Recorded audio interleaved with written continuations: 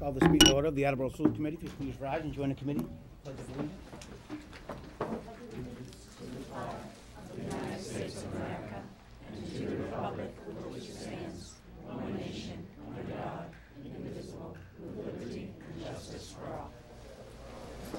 Thank you and welcome. Okay. First item. I'm sorry, I have to make a notice that this meeting is being electronically recorded. And the first item on our agenda is we are joined by the Mayor of the City of Attleboro, our Honorable Mayor Kevin J. Dumas. Mr. Mayor, if you please approach the committee. Sure. Podium or table, any preference? Okay, great. Good evening, everyone. Good evening. Thank you for the opportunity, Mr. Chairman, to be able to come before the school committee. And I just want to be able to take a few minutes to be able to go over the memo that I ended up sending out. Ms. Enegren, I'm sorry about the B. I saw the little typo there. Yep, thank you. Sorry about that. No problem. Terry had sent an email. She said, is there any reason why I didn't get this list? And I said, well, your email's on there, and there was a dropout of the letter B. So again, it's Terry, I'm sorry about that. That's okay. But I wanted to make sure everybody could go through and get a copy of the memorandum. I'm talking about embarking on a project. And this is in conjunction with what the school committee had done for your appropriation of the $13,530 of what you did in the past. And also in conjunction with that, we normally go through and embark on a project, just like we're embarking on the Studley Cal Wall. As part of that, with any school building project, I extend to this honorable body to be able to have one of you serve. I had talked with the chairman, and I had sent out a letter last week to Mr. Parent, and so that way we could go through and have a member of the school committee serving on the school building committee. And the school building committee consists of everyone that's on the municipal building commission, as all other city capital projects, and then we invite other people in. And that is someone from the school committee, so they can come back and report to you about the status of the project and what's going on, any change orders and things of that nature. And Ken will be that person that will be communicating that back and forth with the school committee. And it also includes the superintendent, the business manager, Jason Parento, the facilities manager, and also the appropriate principal and any other department head that's located in the school that would be impacted by that. So that process is already ongoing now with Studley as we're beginning that project. And Mr. Parent had let me know that he couldn't come to last week's meeting, but he will be trying to be able to go forth from there. The good thing is there are other school representation, so to be able to go through and be able to update you as we move through that process. And that'll be the same thing as we move forward on this process. The only thing that's a little bit different is that MSBA doesn't qualify us for the track and field. So that's something that it's a little bit different. We don't have to go through as much of a stringent process with MSBA. So that's minus that process. But other than that, I still like to be able to go through, even though MSBA is not a part of it and doesn't say that it's mandated to have the school building committee, I like to be able to have the same people that I referenced a little bit earlier tonight. So as we go through and we start off on a project, that's what we're doing now. Taking the plan that you came up with and taking the option that you came up with, and to be able to go through, we looked at it. As we do with any capital project, and based upon the recommendations. You had chosen option 2, which was this here, and this was for the replacement of the track and field. The thing that I'd like to be able to go through, we'd like to have some things in addition to this, and one of the things is trying to look at it. I know that the school committee was trying to be able to go forth and staying away from handicap accessibility. You were worried about cost, trying cost containment for the project, and one of the things we talked about with Gail was to be able to go through and say, new modern facilities that are built, do they do 2 sides? Do they just do 1 side? And so we went to go look at a project that they did in LaSalle in Providence, and to be able to go through and see what they did there. And they have new stands, but they only do on 1 side. And pretty much consistent of all new complexes that are built, they do stands only on 1 side. So that's something that we'd like to be able to go forth, and we'll be talking about as we go forward. But we would like all new grandstands, and so that would be fully handicap accessible, including a lift all the way up to the press box, a new press box, and that would be the whole side on the home side that would be all torn down, and that would be all fully renovated. And also talking with Mr. Houle and Principal Rooney, being able to go through, one of the things that we would really like as part of this project, if we're going to do it, we're going to do it right like we do with all of our projects. We want to be able to go through, and we'd like a new concession stand and bathrooms. And to be able to go through, Dennis Walsh, our recreation director, has been working over the past couple years with the principal, the then principal, and now the new principal, and the athletic director to be able to go through and work on this project. And Dennis has been that person from the city that I've extended to be able to work with you. What we'd like to do is to be able to have a new concession stand and bathrooms. Trying to keep the cost contained and working with what we're doing. The three gentlemen will be going through and working with the city and with you to be able to go through and working on a fundraising campaign, because the estimated cost for the new concession stand and the bathrooms is probably in the $400,000 range. And so we're going to work quickly on an aggressive plan to be able to go through and to work on the fundraising that's going to be necessary for that. So that way the whole stadium project can end up being done as a whole and complete. So that's something that we like to be able to go through and work on too, including a new entrance, new walkways, and really getting the whole project done soup to nuts. Also trying to go through and include a new scoreboard, the whole 9 yards. So we're going to be working with you and with a representative from the school committee on this exciting project. You know, it was funny, I just went to run an errand before I came here tonight, and I was at a hardware store. And the two gentlemen who work in the hardware store happened to live in the Attleboros, and being able to go through, and they're talking about the excitement of this project. So I know that just being around this weekend and just being interesting, a hardware store in Pawtucket, that getting the excitement and hearing back from people. And it's been at church, it's been at the convenience store, it's been at the supermarket. I'm sure that you've been getting feedback from people as well. But as I explained to the gentleman tonight that I was talking with, and I said, you know, we have to be able to go through, there are many things for many, many years that weren't addressed. One of the most important things, like when we ended up embarking on the project, we had to get the roof done on the over 300,000 square feet of this facility. Last summer we did Studley, Hill Roberts, and Hyman Fine. So now that we're getting into the fact of getting these major projects done to be able to protect the assets that we have, now it's nice to be able to start to be able to get into some of the projects like this, where, you know, it affects accreditation, it affects the use of our athletic facilities, and not being able to have the track open for track meets, having signs that say to the public, you know, please walk at your own risk because of the rubber lifting up from the asphalt. So now to be able to get into a project like this and getting into this phase, I know it's frustrating when we don't have something, but by putting things into the priorities that we have, it's great to now to be able to get to the point for this, and especially with this project, is now turning it into the multi-use. And I think that that's great for all of our athletics teams to be able to look at, not just football, but soccer, lacrosse, and field hockey, and really having something for Attleboro to be truly proud of. So this is something that I'm very excited about, and to be able to go through and to be able to celebrate something like this.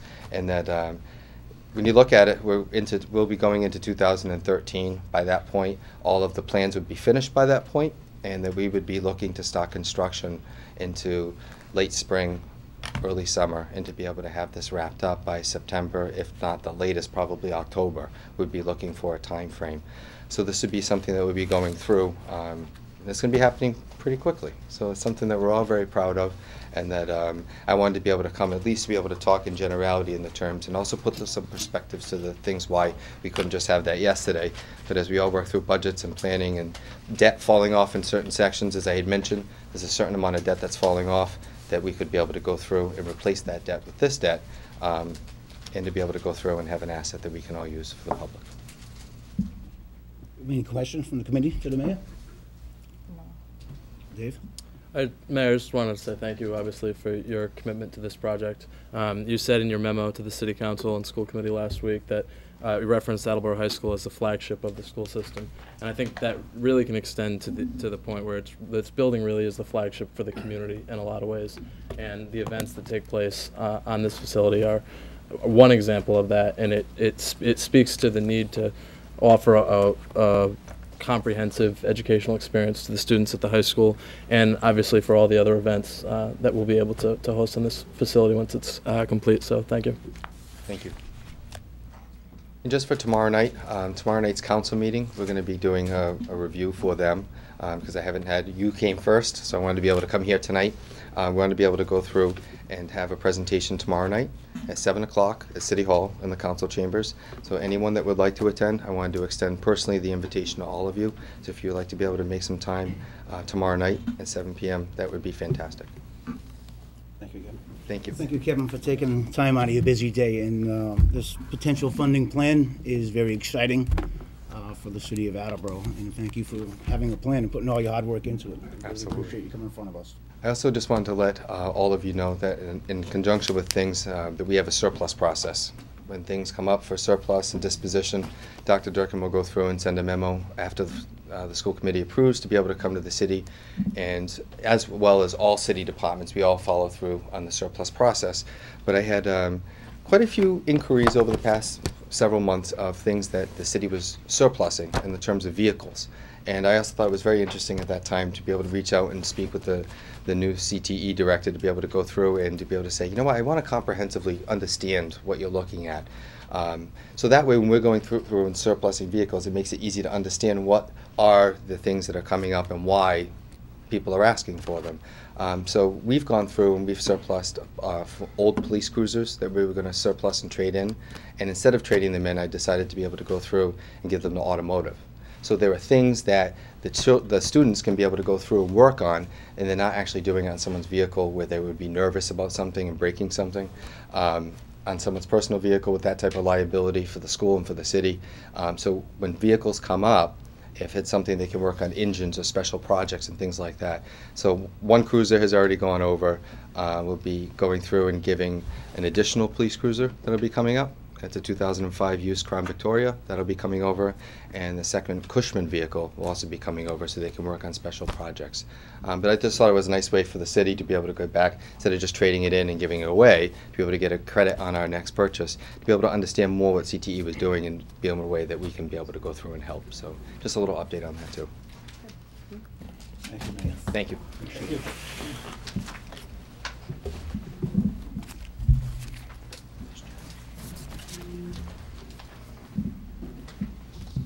Okay, and just as the mayor says, I was getting introduced, but I think that they walked out with the mayor.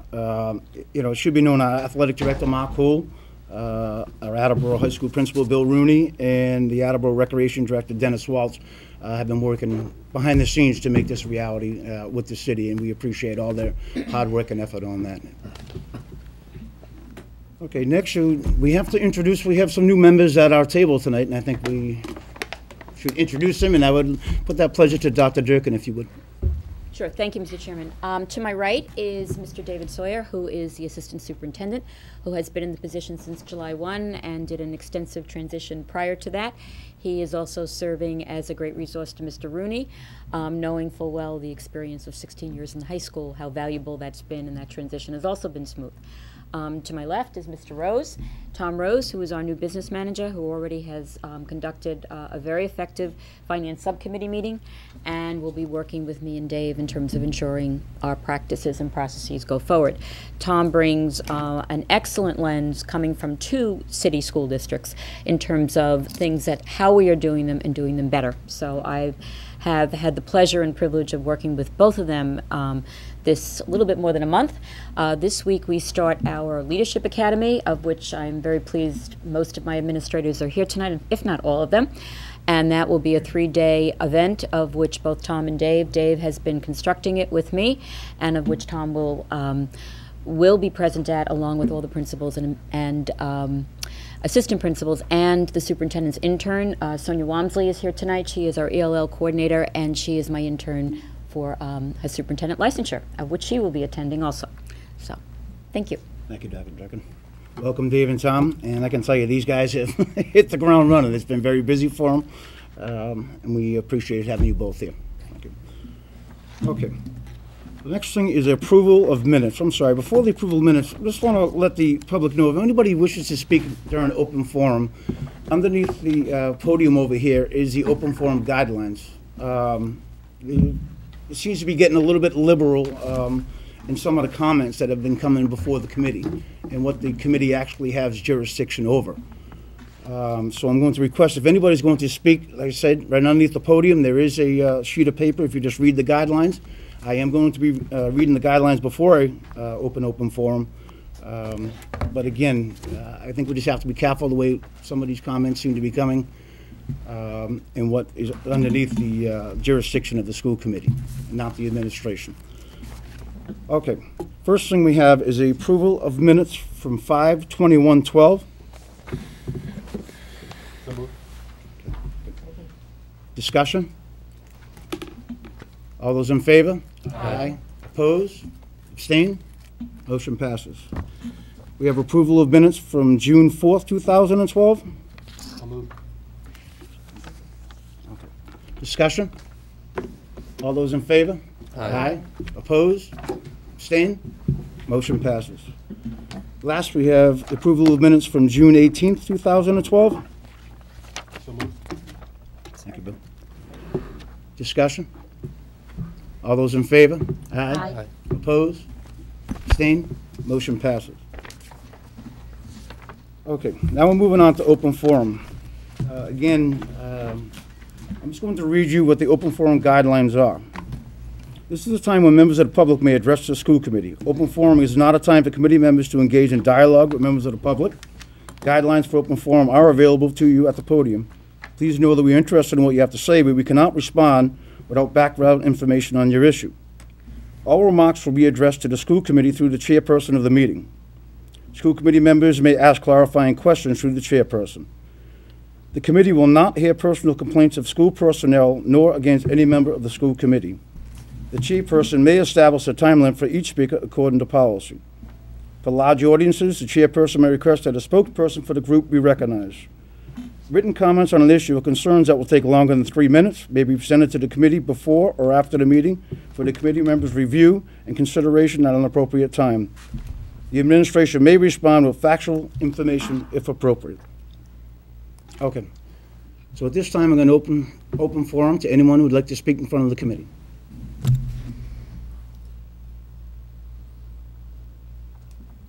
Anyone who'd like to speak? Okay. Moving on to our consent agenda. Sorry about that. Out of my glasses, sure. Okay, a vote to accept the donation from Bristol County Savings Bank in the amount of $75 to the Attleboro High School gifts donations line. So moved. Discussion? All those in favor? Aye. Opposed? Abstained?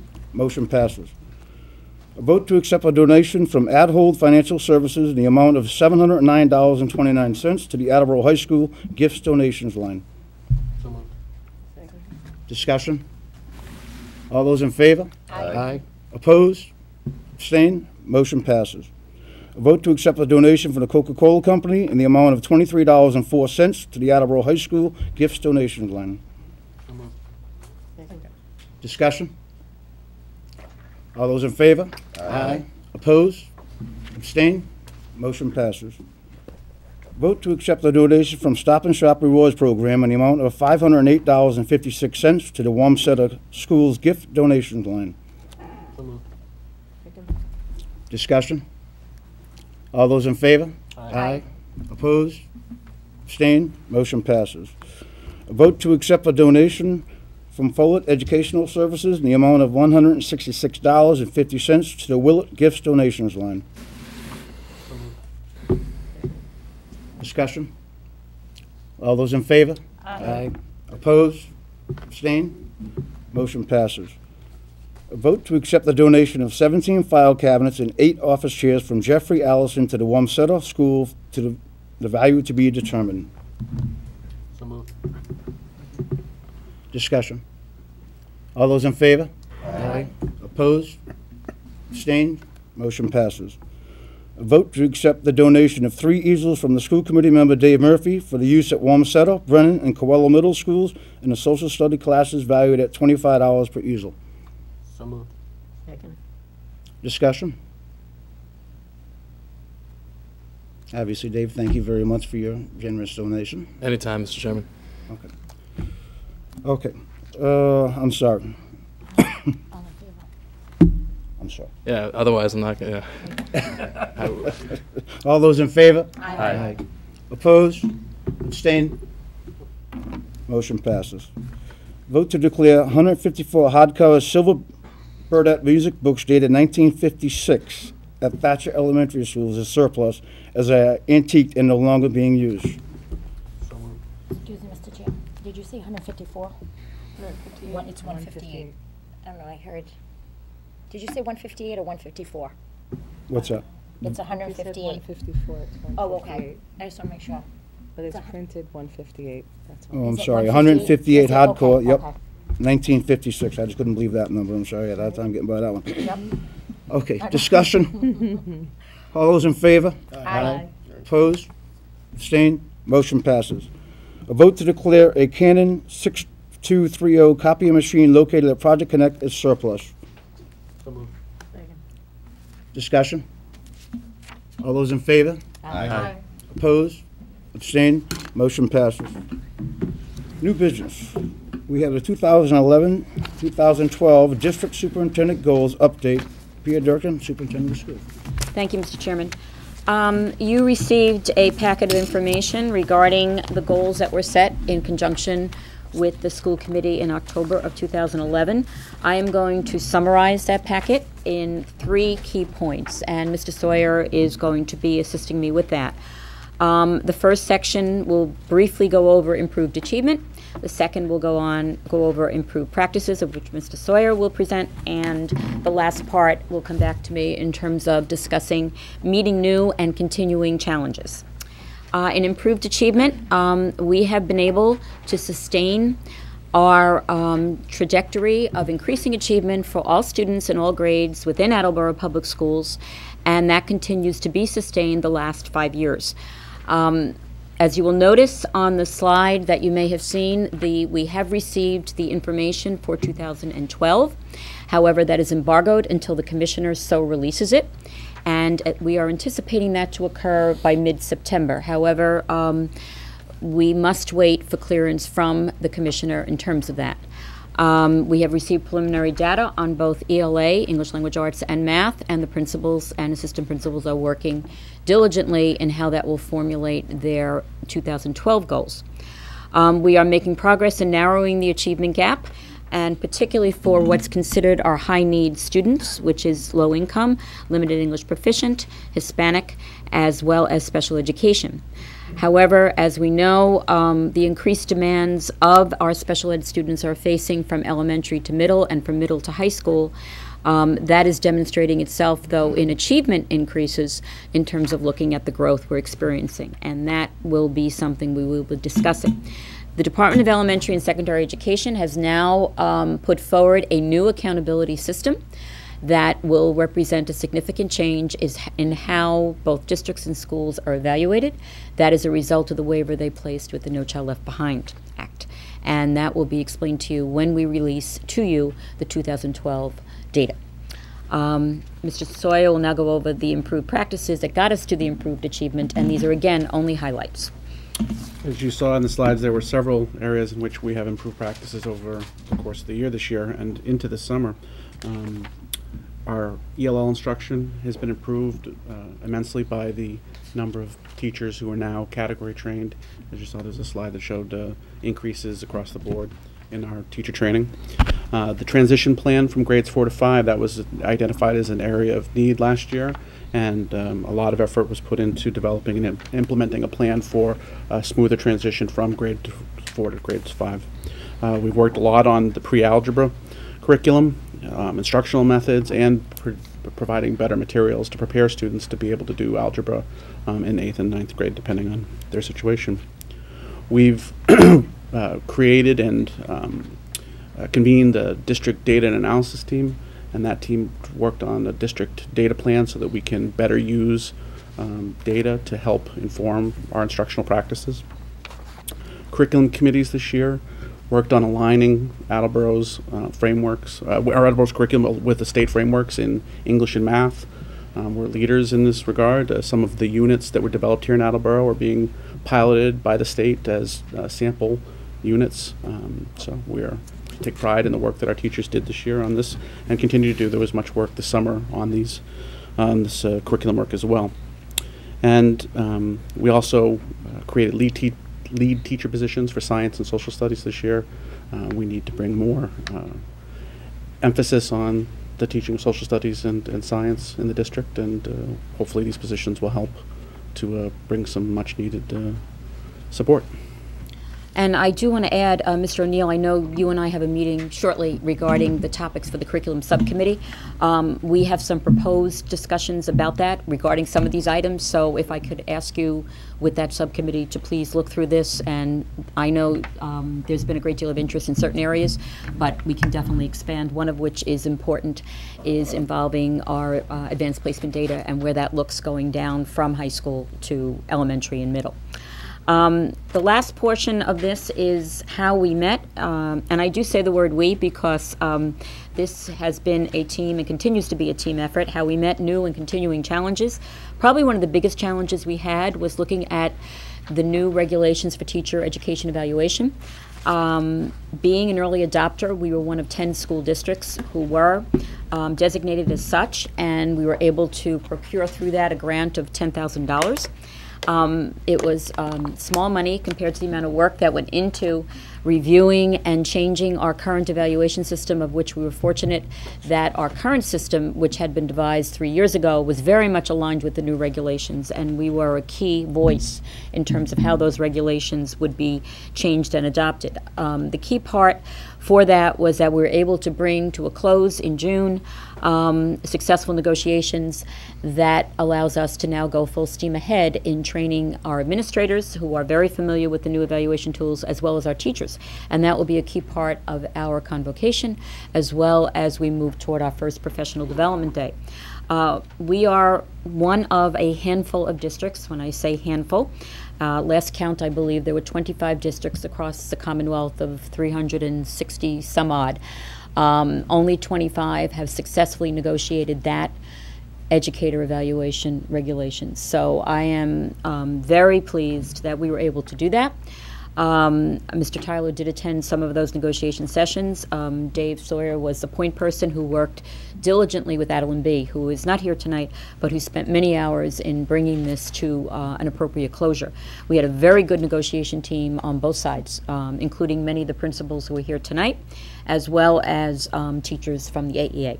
So we're very glad that's behind us, and I've gotten a number of phone calls from my colleagues across the state in terms of how to assist them in bringing that to closure, because without a successful negotiation, implementation would be difficult. The challenge is, of course, this is regulation, so how do you move that forward if you have not gotten successful negotiations? But we don't have to worry about that in Attleboro. Our full day K is going to full implementation, and tomorrow administrators will be sending out a school connect informing families that, and I will say to families who are watching at home, bus routes will be published in the Sun Chronicle as of Wednesday, the 22nd, and full day kindergarten students information will be available on our website beginning Friday, August 24th. And the reason why full day K is separate and apart from that, if obviously you have multiple children in our school system, the same bus stop holds for whether you have a kindergarten student or a second, third, or high school student. But for new parents coming in with full day K, there is no way to indicate that. So they will be able to look up their address on the website and be able to see what bus stop will be closest to that. But they'll be receiving that in a School Connect message tomorrow, and Ms. Walmsley will be translating that in Spanish, so we should be able to get families to understand that. I would encourage the school committee to please, families who call you, please have them call us. And we'll be happy to take any and all emails or phone calls to both Judy Nelson and Ann McGinnis if a family is concerned, and then we'll get back to you saying we've gotten in touch with them. We are the best people to be, I say the principals, are the best people to help them with that information and assure them that their child will be receiving the services they need.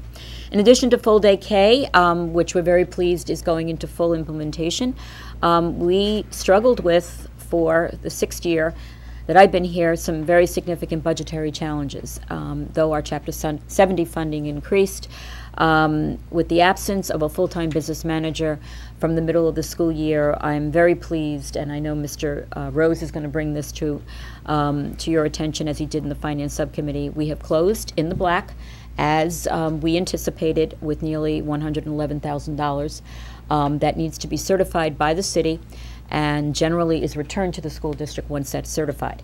However, we worked very diligently to ensure we would be closing in the black, despite some very last-minute situations that occurred in June that we felt confident that we would be able to resolve. We have continued to sustain good relationships with bargaining units, and under difficult situations with dealing with our resources, we have been able to maintain a civil as well as a professional relationship with each of the 6 bargaining units, and the one that I'm most involved in is with the teachers, and Attleboro and I have made a very strong focus on meeting and resolving issues before they become serious issues. We have been able to coordinate and sustain partnership relationships within and outside Attleboro. We have two major grants that are seeing itself this year, the Bay State Reading Institute, as well as the Human Resource Grant that continues to have outside partners, and we will be continuing working with them, as well as our partners within Attleboro, like the Bristol County Savings Bank.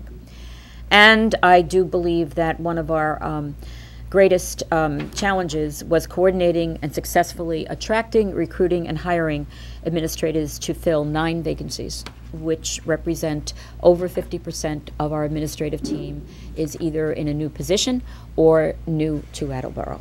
And I believe we do have been able to do so because of the agenda of Attleboro and individuals wanting to work here to be able to make a contribution to public education. With that concludes my report, Mr. Chairman, and both Mr. Sawyer and I, as well as Mr. Rose, will be happy to take any questions regarding the information that's been forwarded to them. Do you have any questions on the superintendent's district goals? Dave? Dr. Durkin, I know you said that the information from the state is embargoed for the time being and will be, for, I guess, for another month or so, you think? About mid-September is generally when they release it. The proficiency rate, I don't know, I guess this would be an average, the 69 and 58%, the state, what they put as the 2 state proficiency rates, the 2 numbers that we eclipsed last year, that's across the state, correct? The state number, yeah. Okay, and are there goals set year to year? In other words, even though the actual numbers are embargoed, do we have a forecast as to what the DESE is projecting or what sort of threshold they want to hit next year? The important piece that is important for us is what, if we have been in 2011, for example, in ELA, we have 71% of our students who are achieving either at advanced or proficient. And that has gone consistently up about 10% since 2008. In math, if I may, we're at 63%, having gone up about 11% when we were at 52% in 2008. What is important for us to not only look on that trajectory of keep going up is how we compare to the state average. Right. So, and we get that information for all grades as well as for individual grades. So we have not yet received that information, mainly because the state has to crunch a number of numbers. But how did we do comparatively to the state? How are we doing in terms of not only the numbers of students in advanced or proficient, but in narrowing our achievement gap?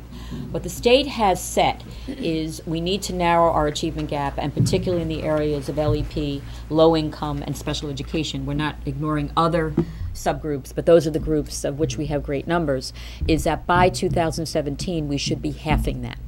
Okay. So if the gap is at 22 points, we should be by 11 by that. Now, in many, we're making good progress. In some, we have our challenges. And part of our work will be why are there some challenges in others. We have some ideas that are systemic, and we have some ideas where we need to do better work, possibly at the elementary and middle, and transition through that. But there are specific goals set for narrowing achievement gap. There are not goals set for the number of advanced and proficient you're reaching, but again, that's the state average barometer that helps us understand that. I hope that's... It does. That does answer my question. I didn't know if there was a forecast or if it was a year-by-year mark. And the committee will receive the state, as you have in the past, what the state average has been and how does Attleboro compare.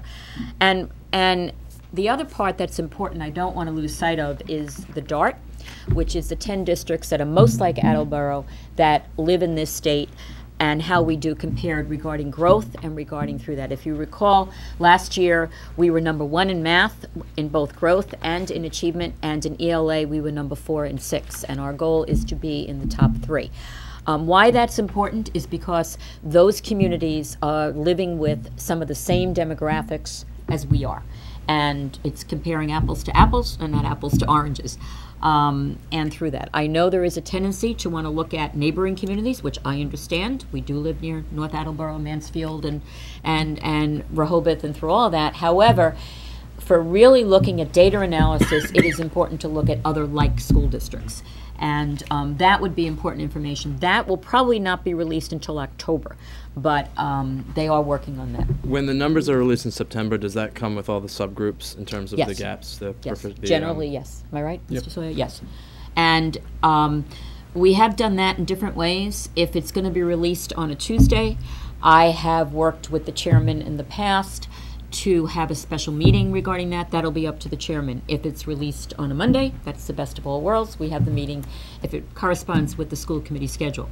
Otherwise, we will, I'll work regarding that. We have also done a preview with the curriculum subcommittee to ensure that it's clear. I mean, there are several ways we can do that. Right. So it's subgroups and proficiency rates in September. Yes. DART comparisons in October. Generally Although October. I suppose we could kind of build those ourselves, right? If all the communities are released, aren't they? They will not have the growth data probably Oh, okay. released, yeah. And it's sort of like looking at preliminary data. Yeah. We want to be sure we have it right. We sometimes do a happy dance when we see preliminary data, and then Yep. we realize the real data may look different. Right now, we're in a preliminary data status, and until September, we're fairly confident how it looks. But at this point, Yep. we want to be sure. And the 71 and 63% from the 2011 numbers are district-wide, correct? Yes, those are students in all grades. And remember, MCAS covers students from grades 3 through 10. And those are all students who have reached either proficient or advanced. Mm-hmm. So we've combined those two numbers, Okay. which is what the state generally does too. So that does not include students in needs improvement or the warning level. You want needs improvement and warning level going down. You want advanced and proficient going up. Right. You also want kids in warning to move to needs improvement, and needs improvement to move to proficient, and proficient to move to advanced. And not to give a preview, what some of the schools have done exceptionally well is looking at those kids on the cusp to move them from proficient to advanced and from needs improvement to that. Those are very targeted interventions that we strive to do. Right. Do you mind if I ask a couple more?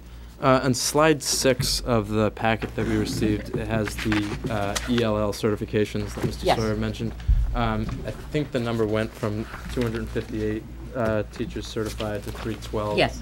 Is there any sort of forecast as to what we're hoping to get to, or what we might get to over the course of the next year? Well- two Well, years? the state's actually changing how it deals with this issue. The category trainings is going away, and there's going to be another process. So we'll be giving you a full briefing on the new landscape. But our where we- 312, no one's going to lose certification based on the new process, is that? We're hoping that the process is going to be fair and gives people who have put time and effort into this are going to be given credit for that. Certainly people who have reached a certain amount of the categories, they're going to be in a very different situation than someone who's done nothing.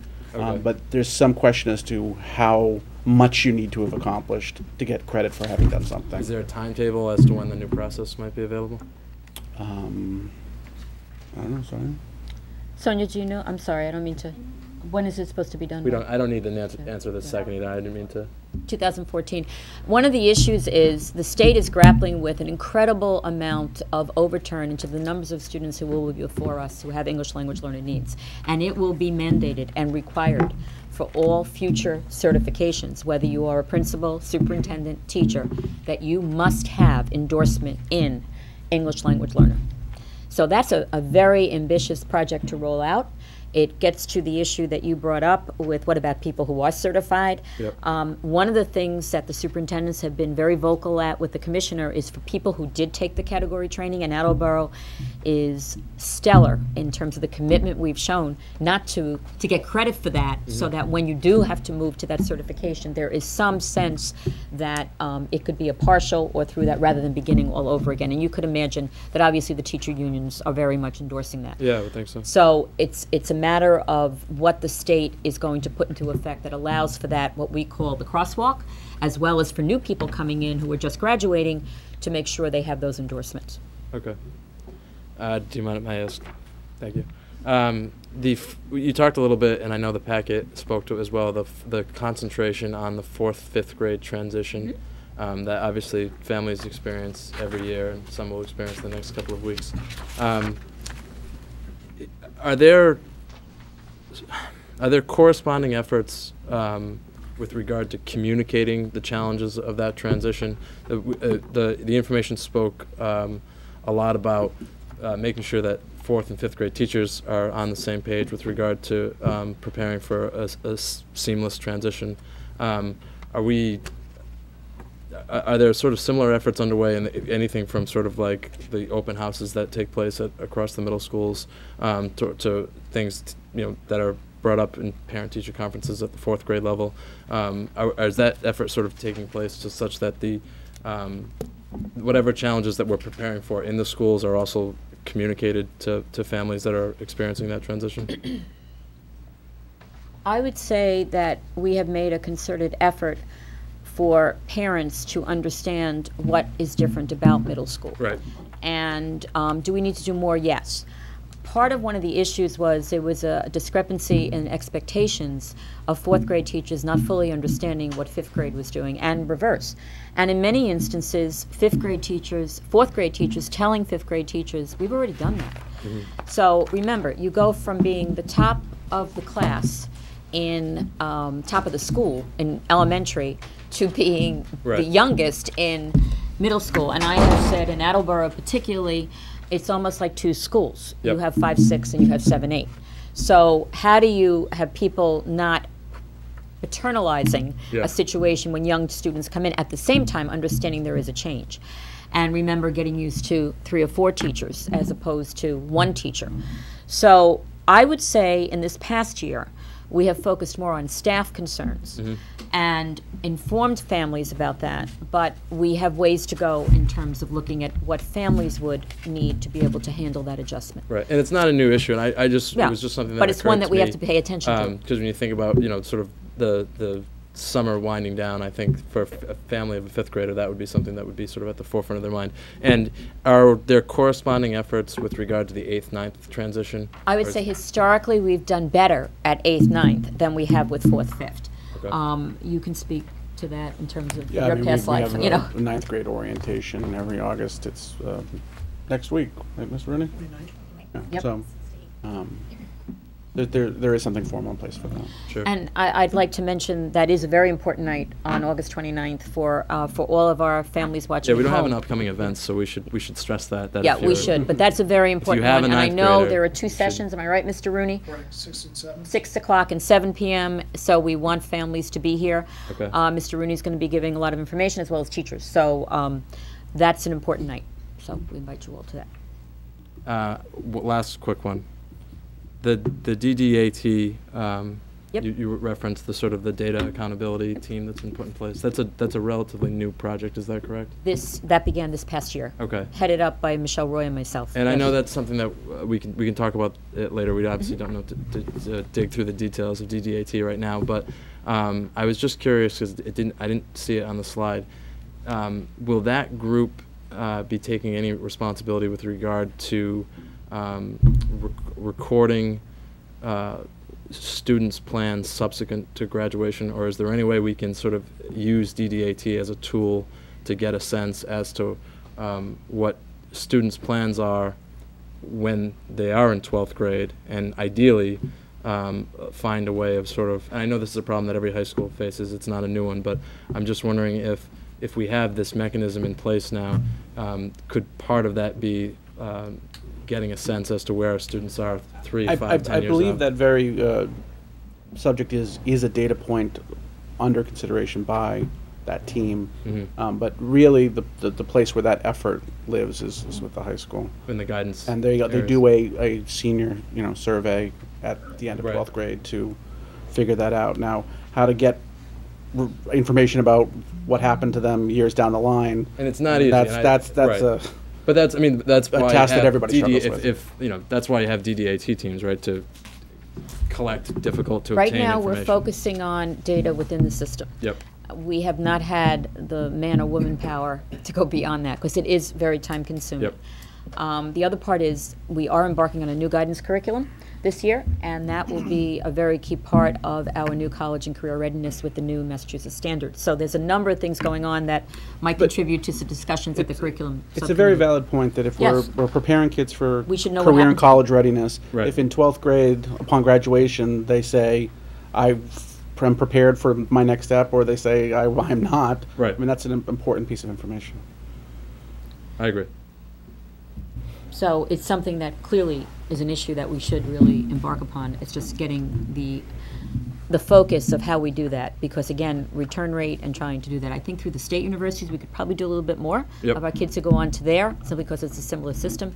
But I know that question is not only being asked by school districts, but it's being asked by the state. If we're Yeah. preparing so well K through 12, what is the state system Yeah. saying how our kids are faring? You know? It's, in some ways, it's the best evidence, I would imagine. Absolutely. I think it's an important. So, if presenting something to the school committee would help you find a way, or if there's someone that we can lobby to find a way to better track that, I think it would be a good idea.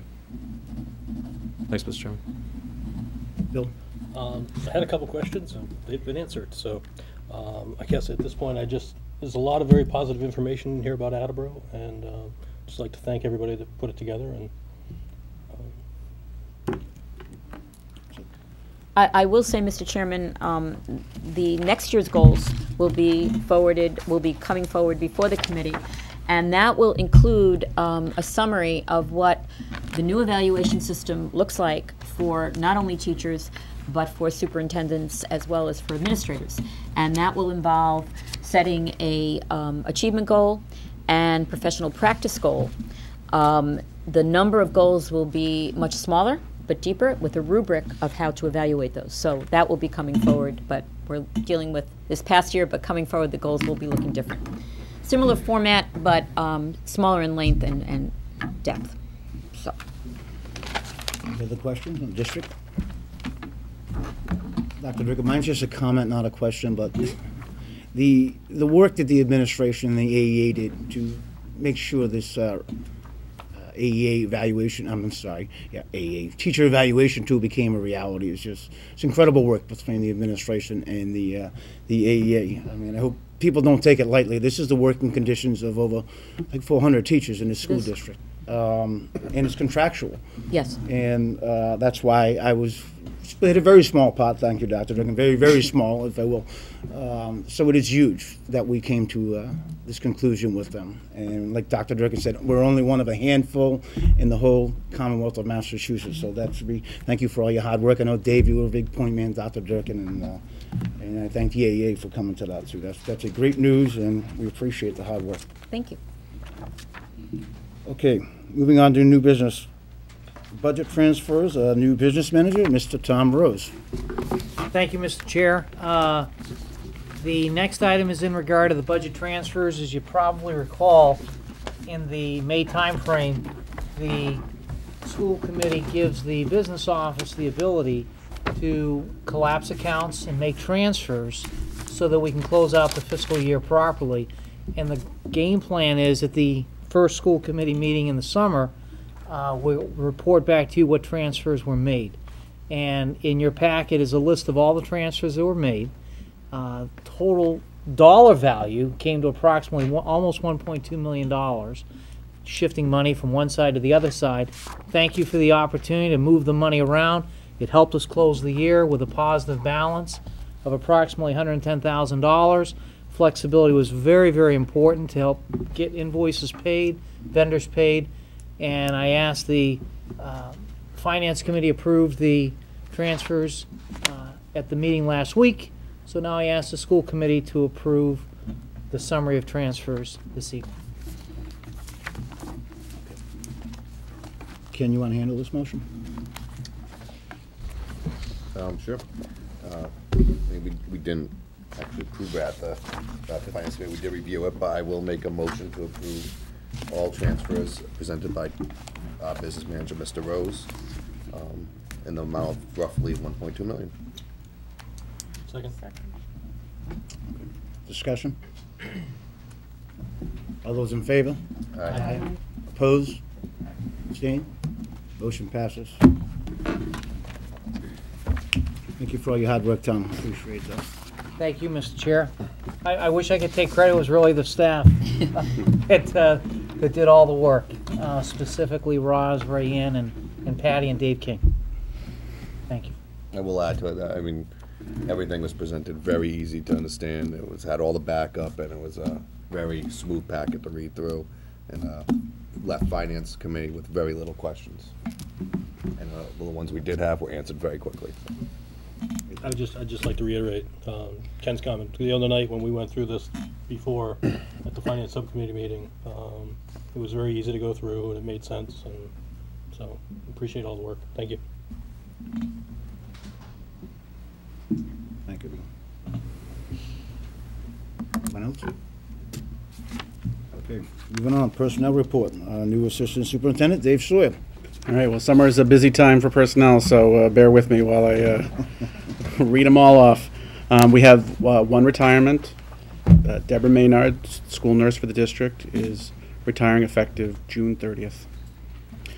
We have a number of resignations. Many of these appointments were because these people went into other positions.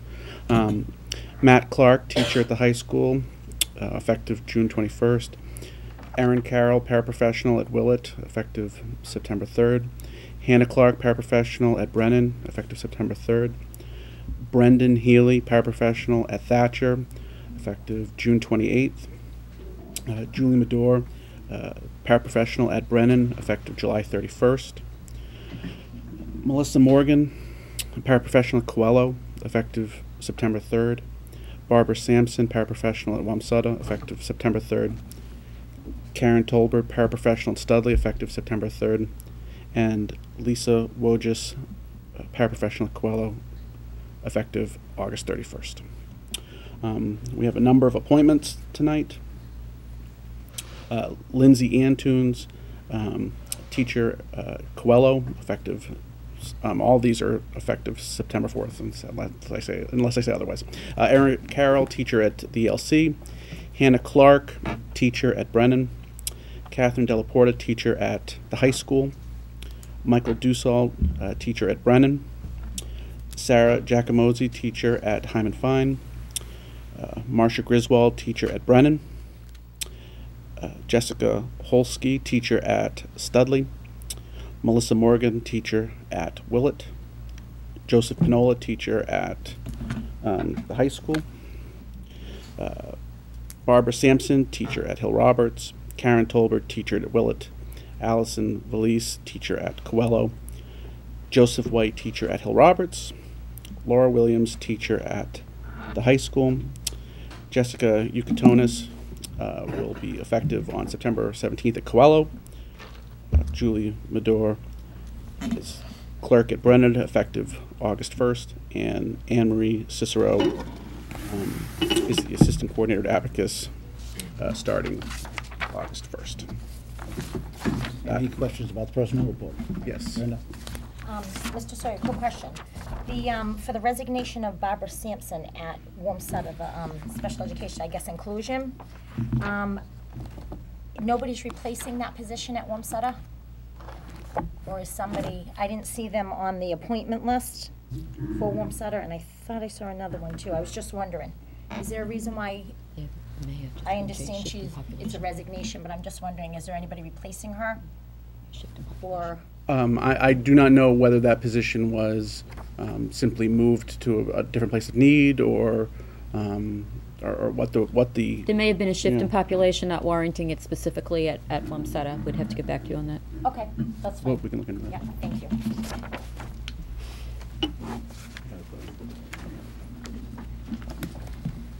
You did a better job than I would have did with the name, Steve. I had some help. Okay, the last item on the new business is a calendar adjustment. Again, Dave Sawyer. I wanted to bring to your attention tonight that the calendar had the first early release day as September 26th. That unfortunately is Yom Kippur.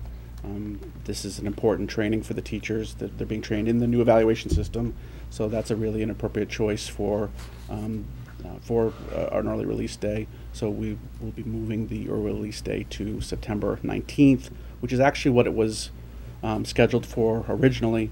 So we would like to go ahead and notify parents immediately so that we can get everybody time to make their adjustments in their plans. That will be part of the School Connect message tomorrow night, in addition to the bus routes, to explain the shift in the date. So families will be notified that on the 19th their children will be released early. So we will have repeated messages of the change in the calendar, as well as the website. So we're fairly confident families would know that, but I say to them tonight that, you know, it is a change, we understand that, but we absolutely have to do due diligence regarding that and, you know, making sure we have observances correct, so. Question, Dave? Just, as I said earlier, we didn't have an upcoming events announcements tonight. Is there anything else on the calendar coming up that we should make a point of making sure that the community is aware of? I know there's an event at Studley on August 25th. Am I Yes, correct? that's Saturday, the Sodexo Back to School Bash, Right. which is Saturday from 11 to 1. It is at Studley, and it's primarily for elementary and middle school parents, and, middle school children with their parents, Right. of which free backpacks are given out. Sodexo, their staff volunteers all their time for the day. There's a number, it's a barbecue and face painting and a great community event, and hopefully the weather will be great. And that is primarily the only one. My understanding is it is on the website, as well as the high school event. And September 10th, we do have another meeting, and we will absolutely project even more Right. things that will be coming up in terms of open houses and things of that nature. So August 25th, Back to School Bash, Studley, 11 to 1, 1. elementary and middle school Yes. communities. Well, high school can come too, but we generally They want a focus free on the little backpack. ones. Yeah. And It's sort of like the bride sale at Filene's. Okay. The line starts forming at about 10:15 for the free backpacks. Just want to let you know. Mr. Tyler knows, he's been on that line, but, so. And August 29th, high school, 2 shifts, 6 p.m. and 7 p.m. Yes, at the auditorium, am I right? 9th grade families, and that's in the main auditorium. And just touching on that, because I did see an email, and so there's not been a materials list given to incoming high school students. That will be provided when, Mr. Moon? The individual teachers will tell each of their classes what their expectations are, and the teachers will be flexible throughout the first week for those students to be able to secure those materials. Okay. Thank you. I know that Staples usually will have, when you walk in, there'll be a list of all the different schools, so you can get our handout, because I know that having past experience, it's slim pickings, like right before school. So my concern is, after school starts, there might not be, especially like filler paper and the basics, there may not be a lot left, if anything. I mean, is this something that next year we could possibly, because of the new scheduling, that could be pushed forward? Well, we could look at a basic list. I mean, obviously, I think any high school student is going to be safe with purchasing a fair amount of pencils, pens, a couple of 3-ring binders, and some notebooks, filler paper, those types of things. I don't think those materials are ever going to go to waste. But there are some teachers who would rather have material submitted in a pocket folder, per se. So, but that is something that we can work with the teachers over the course of the year to assemble kind of a, a mostly selected item. Thank you. Any other questions, Brenda? Going back to the September 19th, we have to vote on that. Do you want a motion? I just don't want to forget that. Does that require a vote of the committee? It's a recommendation of the administration, it's your choice. We do have to do it, and we've been beginning to inform families. It's not in I a, didn't want to lose that. Okay. And I just. it's not in a contract anywhere that it's the No. 26th, correct? No, it's changing the PD day. It is not changing a day off or Change through the that. professional Yeah. development thing. Yeah. So I didn't know. Okay. I don't think it does. Okay, But, that's fine. No, I'm good with that. Thank you for asking, you're right.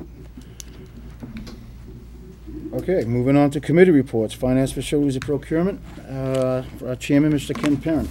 All right, we had a meeting this past Wednesday where we came out of the meeting with 4 motions. So I'll start making the motions and then we will open them up for discussion. Make a motion to recommend to the full school committee to approve to repair the high school parking lot not to exceed the cost of $25,000 and to be started as soon as feasible. Discussion. Hearing no discussion, all those in favor? Aye. Oh. None opposed, and none abstained. Thank you. Second motion. I make a motion to recommend to the full school committee to award the contract for the maintenance of grounds and athletics fields to the lowest bidder, E.D. Liston Landscape Incorporated. Discussion. Hearing none. Oh, I'm sorry, David? I just wanted to, this was noted at the Finance Subcommittee, but I just wanted to mention briefly that we had some staff members who stepped up and filled in during a period in which we did not have a landscaper under contract this summer. And to those individuals, we said at the Finance Subcommittee that they certainly enjoy the appreciation of the school committee and the entire school district. That's good. Additional discussion? All those in favor? Aye. Opposed? Abstention? Motion passes.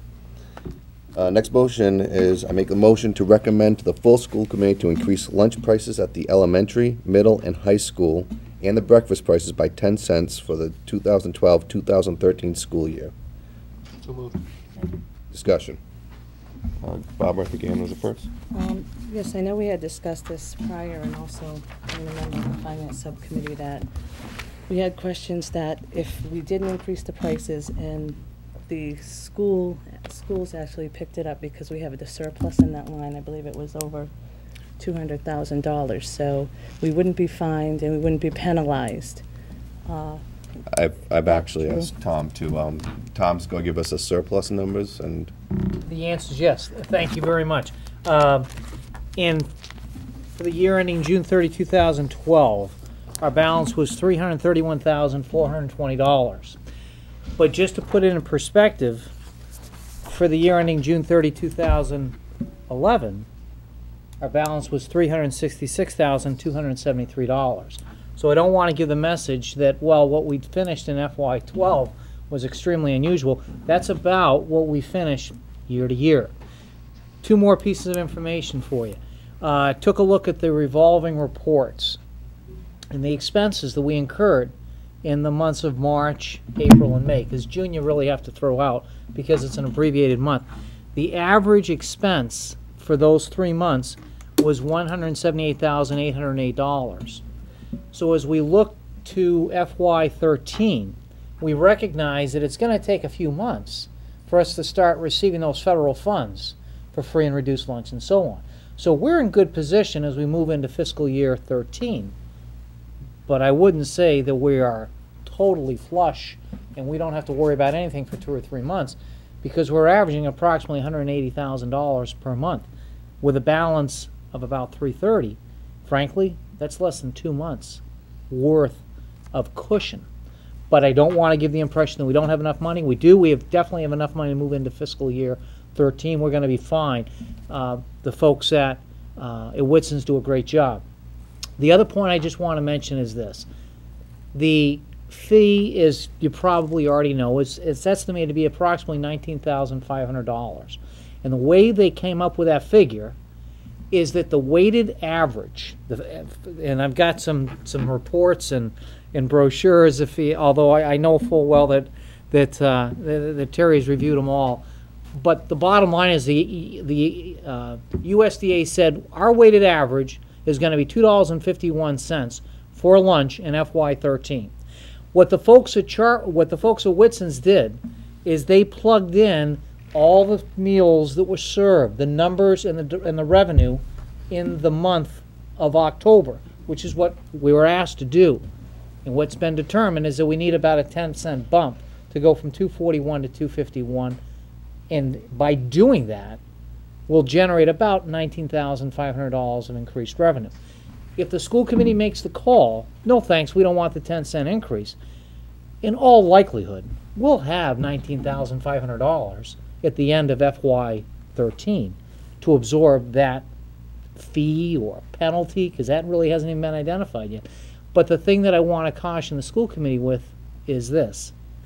When we come to FY14, the weighted average in all likelihood is not going to be $2.51. It's probably going to be higher. And so at some point, the bump up is going to have to occur. And by putting in 10 cents this year, we're doing the minimum that we're supposed to do, and we're putting a little bit of a cushion so that if the committee made the decision in FY14, no thanks, I don't think we'll increase it, in all likelihood we could probably absorb that. But if we don't bump it up by 10 cents for FY13, when we move to FY14, we're not probably going to have any choice. And then we're going to have to catch 2 years worth of increases in 1 year and that might be a little painful for some of the parents. So that's a little bit of the background information. If we may be able to avoid it in 14, what would be the difference if we avoided it now? So you're just on different ends here. So from what I understood, you said we may be able to forego it in 2014. So I think now with the economic times, in my opinion, that this increase at this point where we have the surplus and we can afford most likely the $19,000 bump, then it's probably in the best interest to wait and see what next year brings also. Mr. Chair, can I jump in? I may have been unclear, and if I was, I apologize. What I didn't mean to suggest was that we can avoid it. We can avoid a price increase in both FY13 and FY14. One of those 2 years, we're going to have to bump up the price because right now we're at a weighted average of $241, and we're supposed to be at $251 for FY13. So if the committee makes the decision, no thanks for the 10 cents this year, and that's naturally the committee's prerogative. When we move to FY14, or approximately 9 months from now, I don't think there's going to be any option at all. They're going to have to be increased at that time because although we don't know we can't look into a crystal ball, in all likelihood, the weighted average at 251, it's only going to rise. It's not going to decrease because the federal government's requirements for food and diversity and fruits and vegetables and increased quantity, that's only going to keep going up. And it's the federal government's way of trying to say, we want to help you provide greater diversity when you serve food, therefore we're trying to help you bring in more revenue. So I didn't mean to suggest that we could forego the increase in both FY13 and 14. We're definitely going to have to make the increase in FY14 if that increase isn't done in FY13. And if there was an individual who was conservative, that person would say, you make the increase every single year so that the blow to the parents is minimized year to year to year as compared to one large increase. But if we have a surplus in the line and we're not in the business of making a profit, if we have a surplus next year, I think we're in the same situation, that if there's a surplus in that line, it needs to go back into the prices. So if we have that surplus, to me, I can't justify sending the parents and the students an increase when we've already made money off in that line. That's all. Mr. Chair, can I make one more comment? I may have been unclear, and I apologize if I was. To say that we finished the year at a figure of 331,420, that's great, and that's what we need to do. But I don't mean to convey the message that that's a huge surplus, because the reality is that we're not going to collect all of our data on free and reduced lunch. And those reports probably aren't going to get submitted, probably not until somewhere around the middle of October. So the federal revenue that we're going to get from the food service program, from the USDA, that's probably not going to start to occur until sometime in the October-November timeframe. So we'll still bring in revenue based on the food that gets to serve day to day. But the real revenue that we get is from the federal government. And the bottom line is we're moving into fiscal year 13, and we have less than a 2-month cushion. We have maybe a month and a half, and I don't want to suggest that that is phenomenal, because it's not. It's okay, we'll manage, but we should finish the fiscal year with surplus is the figure, because it's in the black, just like we finished with $110,000 surplus at the end of FY12. But we're expected to finish with a surplus. We're expected to finish with a we need that in order to carry us into the next fiscal year. And as I mentioned before, our balance at the end of FY11 was approximately $35,000 more than it was at the end of FY12. So I don't want to be an alarmist and say the trend's starting to decrease, but I also don't want to convey the message that we don't need to take action on this 10-cent increase. I strongly recommend we do take action on the 10-cent increase for lunch prices for FY13. But Mr. Rose. yes. With speaking to Mr. King before you, I understood that normally you want more like 2.5 to 3 times Correct. the surplus. And I'll go through my list of thoughts on this. My fear is that we do not raise it 10 cents this year. We're going to not that's illegal, not that's even maybe called a penalty. But we will be most likely non-compliant with federal regulations at a tune of $20,000. If we do this again next year, it might be $40,000, $60,000. All of a sudden, the surplus is shrinking. A couple of major pieces of equipment go, we may not have the funds to do it. We're in a worse situation if we can't even cook the food than if we and then we do raise it. I don't like raising money. I mean, my kids go to school, so I have to pay more too. But I think that we have to raise it, because I think sometimes we have to make the tough decisions and basically say that it's right to raise money. My concern is that at the end of this year, we'll be found non-compliant. And I think when that comes out, that hurts our reputation more than saying we have to charge you more for lunch. I'm not sure who was first. Oh, it doesn't matter. When we say non-compliant, we have a choice to either, the USDA, they just want $19,000. They don't care where it's coming from. So it's not a penalty. So how can we be non-compliant? We're paying the $19,000 because we are non-compliant. That's the reason we would have to pay the $19,500. Right, but it doesn't affect us in any way, and people don't look down on us. It's just the point that we chose either not to raise the lunch prices. Well, no, the U.S. government saying we're non-compliant with what they told us we have to charge. And to me, when the U.S. government regulations set, But it's not mandated. It is mandated, or, yeah, so I mean, I'm a little confused here on just, you know what I mean? So I just Sure. want to, And for what it's worth, it's okay to be confused because this is brand-new policy. Right. And this equity calculator, it's also brand new. But the bottom line is this. We really don't want to put ourselves in a position where the federal government looks at us and they say, you didn't bring in enough revenue in FY. You didn't bring in the revenue that we thought you were going to bring in based on the data that you sent to us. Therefore, we're going to require you to make that difference that you should have, in more words or less, the difference that you should have been able to generate had you increased your lunch prices. We're going to require you to find that money somewhere else within your school department Right. and put that money in. But you're right. It's not like we're going to. It's not like they're going to shut the school system down. right, we're not violating, we're not penalty, we're not, right. But what we are But I doing just- is. okay. Sorry, am I interrupting you? Yep, no, go ahead. What we are doing is this. We're taking the guidance that the federal government has given us Okay. and the weighted average guidance in this equity calculator, and pretty much what we're saying is, no thanks. I mean, I understand the numbers, but I don't feel like following that in FY13.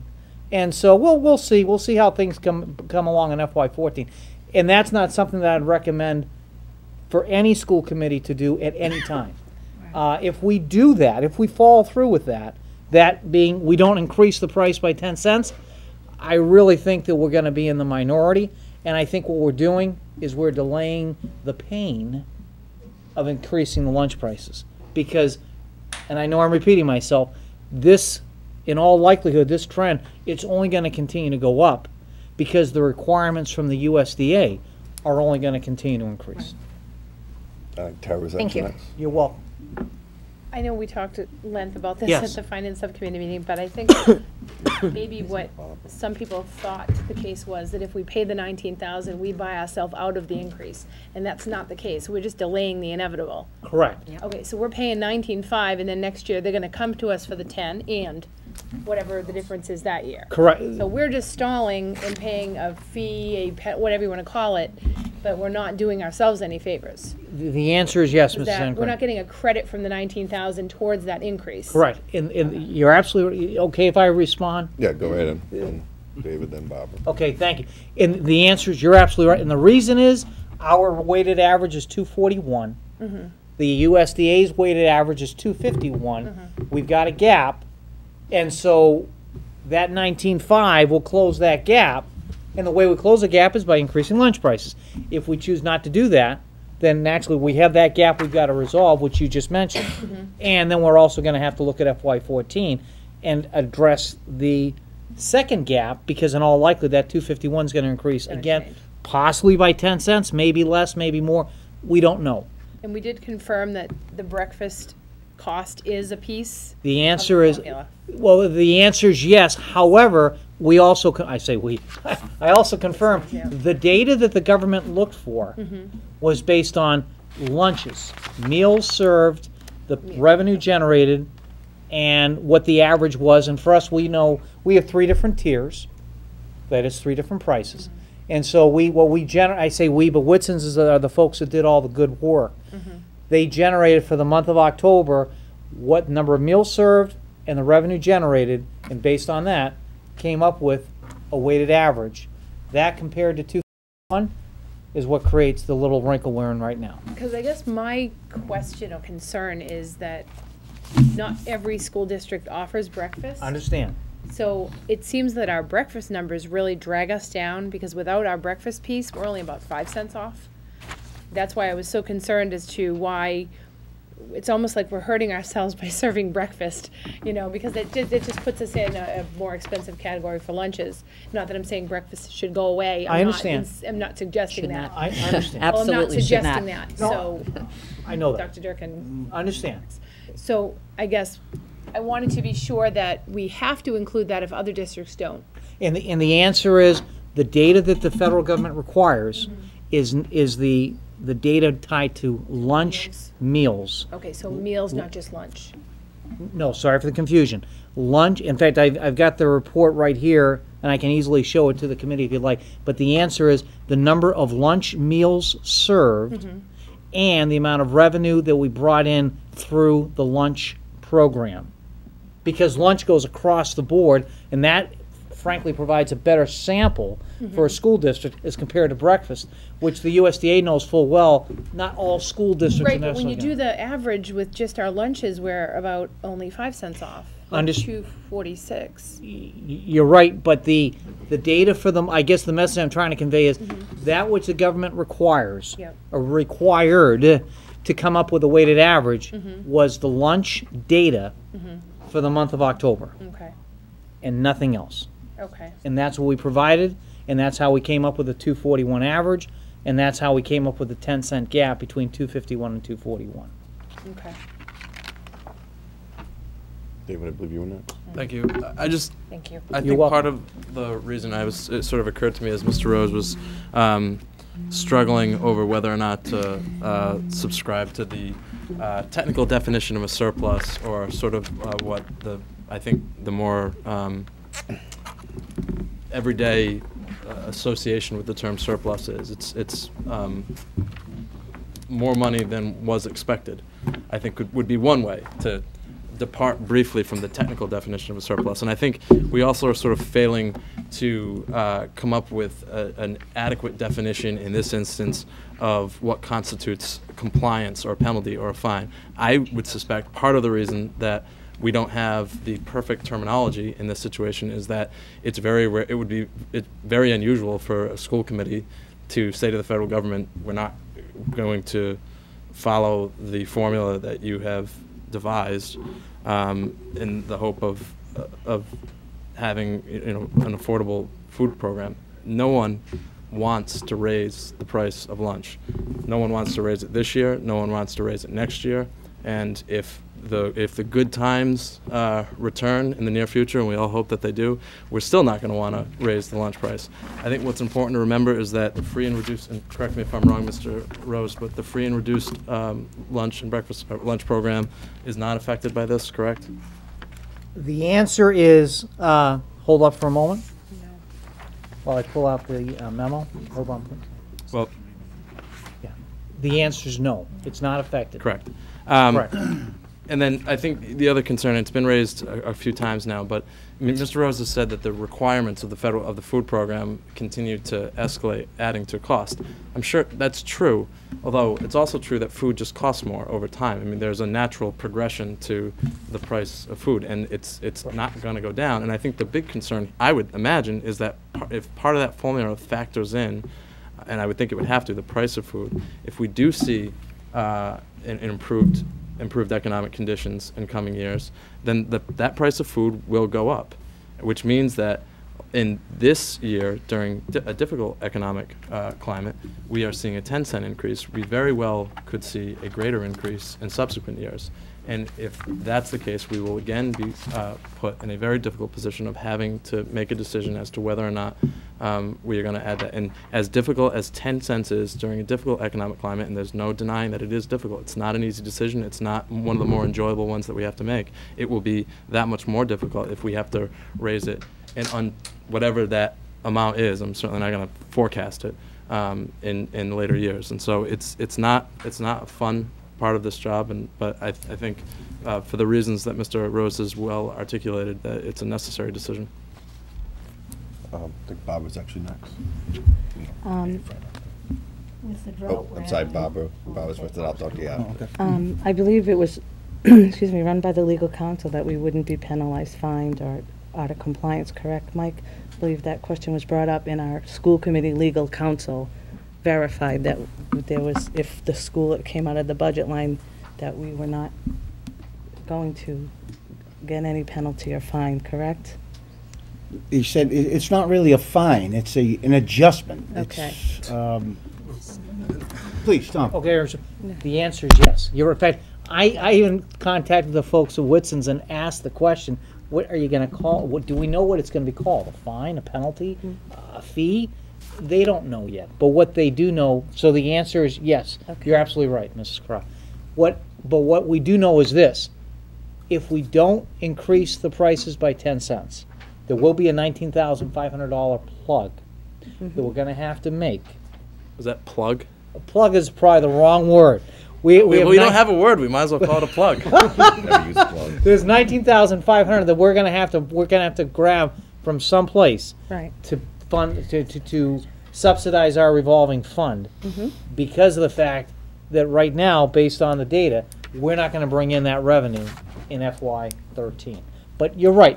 Whether you call it a fee, a plug, a penalty, a fine, Tax. a tax, the government's going to look at what we brought in for revenue, and they're going to know full well if the increase doesn't go through. They're going to know full well we didn't raise the prices, and they're going to pretty much issue a requirement / invoice on the 19.5.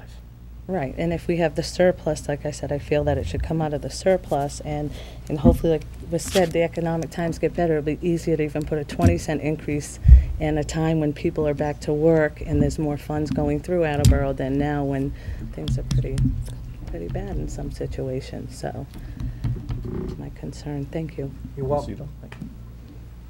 Well, with the drought that we're having this year, prices of food are gonna go up.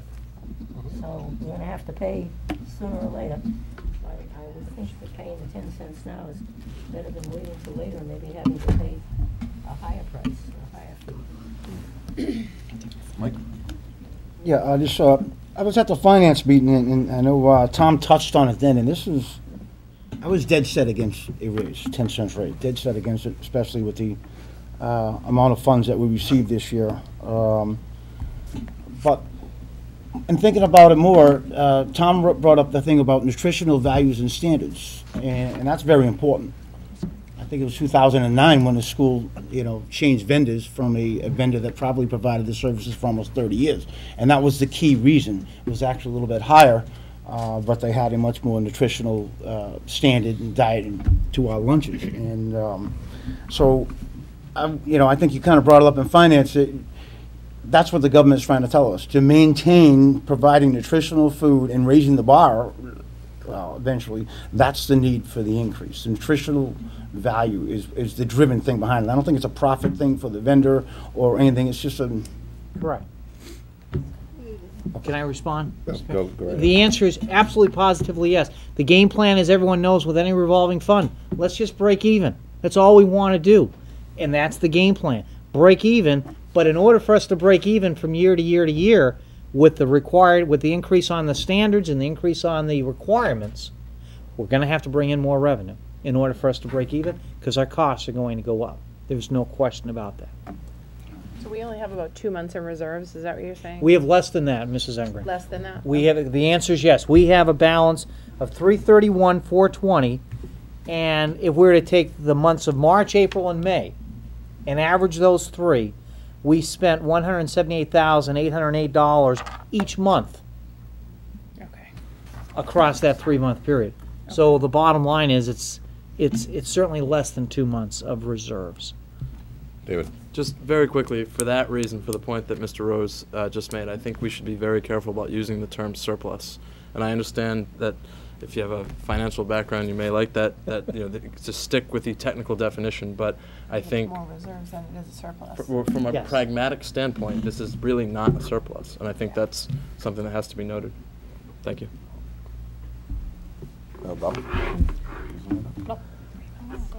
So, again, when do we expect the money to come in from the subsidized portion from the free and reduced lunches? Because you're saying that It's, the the surplus answer, only carries so Mrs. long. Carr, the answer is, one of the headaches that the principals, headache's the wrong word. One of the many, many tasks that the principals have to address in their admin staff are the free and reduced lunch applications at the start of each fiscal year. And usually what we'll do is we'll give everyone up until approximately the first, second week in October to get those applications in. Then, all the applications have to be processed, we submit, and then we get feedback from the federal government and from the state as to what they will approve and what they won't approve. So the actual revenue streams, based on our FY13 free and reduced data, they usually don't start flowing in until the October, November timeframe. What I don't want to do, and I don't think I have, but I just want to be thorough about this, I don't want to convey the message that there won't be any revenue coming in the month of September, or for that matter, the first couple weeks. We'll have revenue coming in thanks to the food that's served a la carte, and thanks to the prices that are being charged and so on. But the real bang for our buck on this food service program comes from the federal government, and those revenues won't come in until all of our free and reduced lunch data is certified, and that usually takes approximately a 2-month time frame. Thank you. And in that time frame, our surplus will be going down. Correct. Yes, you're right, Mr. Perrin. Anyone else? Okay, would you like me to repeat the motion? I'll repeat the motion. I make the motion to recommend to the full school committee to increase the lunch prices at the elementary, middle, and high school, and at the breakfast prices by 10 cents for the 2012-2013 school year. It's been seconded. I'm gonna go ahead and make this one a roll call. Ms. Cito? Yes. Mr. Lawson? Yes. Ms. Parent, yes. Ms. Crowe? No. Mr. Tyler? Yes. Ms. Furtado? No. Mr. Murphy? Yes. Ms. Enegren? Yes. Mr. O'Neill? Yes. Motion passes. Final motion. I make a motion to recommend to the full school committee the request to bid for athletic trainer services and to approve that the administration award the bid to the best bidder. So moved. Discussion. Good. Where was the RFP for this position? I didn't see that in any of my, It was in the finance packet. it was in the packet. Why? To give you a wasn't brief, that- yeah, I'll give you Okay. a brief overview, and Mr. Rose, please jump in if I screw up on anything. Basically, what happens is usually we have an athletic director, and the cost is below $25,000. Being that prices just going up and more services needed, we did add additional support last year, for example. Most likely, or in much likelihood, the price is going to come over 25,000. 25,000 is that threshold where it says you have to RFP and go out to bid. So since we're going to most likely go over 25,000, and this kind of came at towards the end of the year when our athletic director couldn't negotiate below the 25,000, we said we have to go out to bid. So the administration went ahead and put together RFP. Remember, our spots are already actually starting. They start this week, Dr. Durkin? Yes. I thought I saw the people Yes. out there running around. So we have a contract for this 1 week, right? So we Yes. do have an athletic trainer on We sure do. staff. So just so no one's worried about that. So now we're kind of, I hate to say, but we're kind of in a rush mode that we need to get this thing out to bid. It's already going out to bid. It needs to come in, and we have to empower our administration. I'm sure Mr. will be a big part of it as he's negotiating many of these contracts to say this is the best service, this will provide what we need, let's award them the contract, and let's get this by August 27th. We expect to have, if we approve this tonight, we expect to have a contract by August 27th. Am I correct? The answer is yes, Mr. Parent. We have a bid opening. Everyone's invited. Wednesday morning, 10:15, right here. And then the game plan would be, if the school committee will allow us to go forward with that award and to get the new vendor on board as quickly as possible. And based on the RFP, the plan is for Monday, the 27th of August. And Mr. Lawson has agreed to come in and look over those bids with Mr. Rose. So we will have a school committee member also looking at the bids as well. Quick question, Ken. Oh, I didn't finish though. Go ahead. I would like to ask personally, if something like this does come up, that we can either be emailed or something, the information, so it's not now all of a sudden by Wednesday we have to have this, because we should be reviewing the RFP. You are 100% correct. So and- I'm just asking, I mean, I can understand last minute, but that would be helpful. And we've asked in this Yeah. case that, in the future, that even if we do have to do a rush to, we should get the RFP ahead of time, so we can all send our questions individually. That would be terrific, thank you. You're welcome. Donna? Thank you. I don't know if you know this or Mr. Rose, but when did they decide on this? Like, when did we know that it was better off? I mean, I agree with this. I mean, but when did we decide that we're better off to have an athletic trainer with its own individual contract than to outsource it? Was this something that just was? Well, there'll still be outsourcing, but, But Mr. Hull's always been able to negotiate it, and it's always Right. been on 25.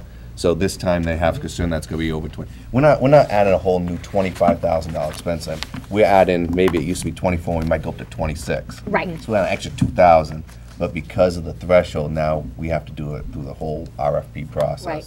No, but when was this being looked at? Like, I'm just wondering, like, when were they looking at this? The end of June? Did they think about it in May? Was it all of a sudden in August when they maybe saw the prices of, the local therapy coming in or trainer? Sure. So I just, Sure, the answer, Ms. Furtado, is it was late July, early August. okay, When Mr. Uhl contacted me, and in more words or less said, this is what I think we're gonna need to do.